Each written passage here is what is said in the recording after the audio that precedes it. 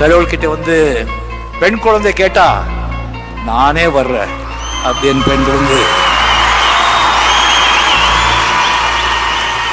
குழந்தையா வருவாங்க. அந்த மாதிரி நம்ம பெண் குழந்தைங்க ஐஸ்வர்யா, சௌந்தர்யா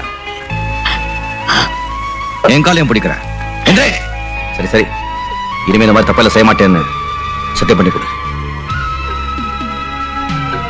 சத்தியமா இது மாதிரி செய்ய மாட்டேன்.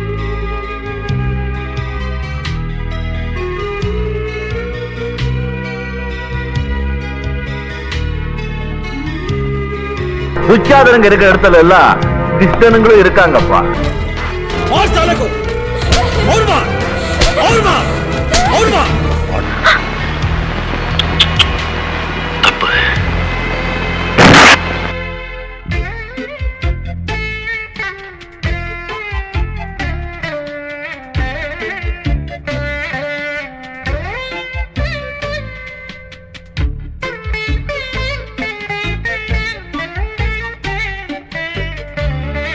என் மருமகள் பத்தி ஏதோ சொன்னீங்க, என்ன சொன்ன?